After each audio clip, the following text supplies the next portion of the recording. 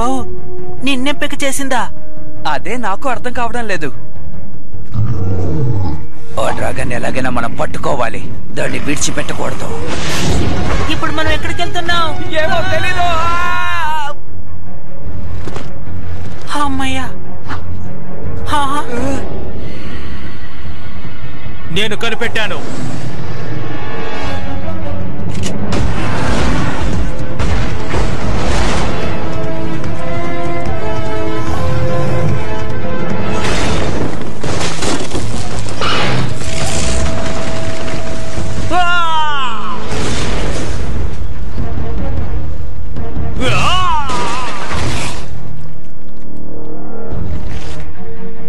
నమ్మలేకపోతున్నాను.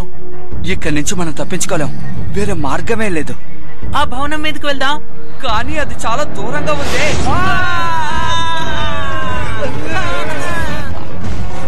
మనసుని దృఢంగా ఉంచుకుని నీ శక్తుల్ని వెలికితే డ్రాగన్ ని వశం చేసుకో.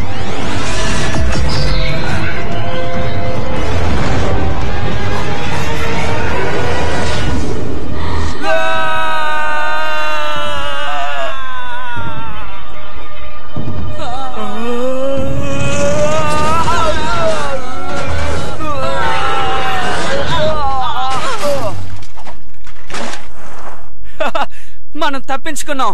ముందు నన్ను ఇందులోంచి బయటికి తీ.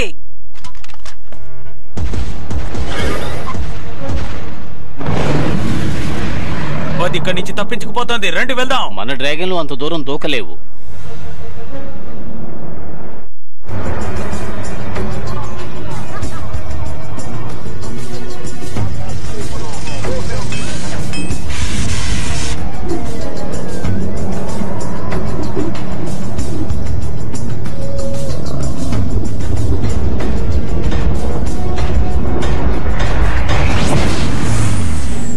నీకేం సమస్య లేదు. పర్మేను తన డ్రాగన్ ఇక్కడికి వచ్చారు.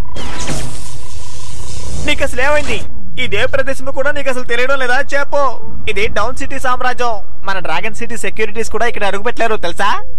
ఎవరో బౌన్ దొంగలించాలని వచ్చారు. మేము అక్కడి నుంచి ఇక్కడికి వచ్చేసాం. హే, నువ్వు మా నాన్నగారిని చూసావా? నేను ఎంత పిలిచినా సమాధానం చెప్పలేదు. నేను మిస్ టేబుల్ మొత్తం వెతికాను. అక్కడ నాకు దొరికింది కేవలం ఈ డ్రెస్ మాత్రమే. మా నాన్న ఏదో చెప్పొచ్చారు, కానీ నేను ఆ విషయాన్ని పట్టించుకోలేదు.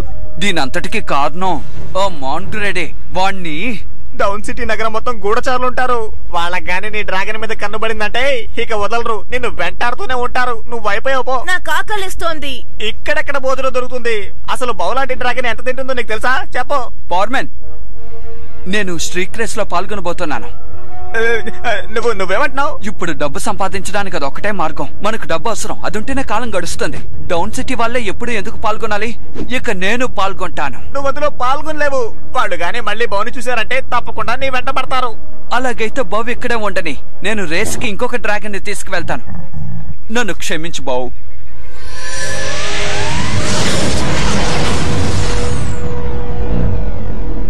నమ్మలేకపోతున్నాను. తన రంగును మార్చుకున్నాడు. నేను కూడా చూశాను. నా కళ్ళని నేనే నమ్మలేకపోతున్నాను. ఆర్థర్, ఏమిటి ఇదంతా? చెప్పు. అంటే నువ్వు బౌతోనే పోటీలో పాల్గొనొచ్చు. నాలో ఎంతో గొప్ప శక్తి ఉందనే దీనికి అర్థం.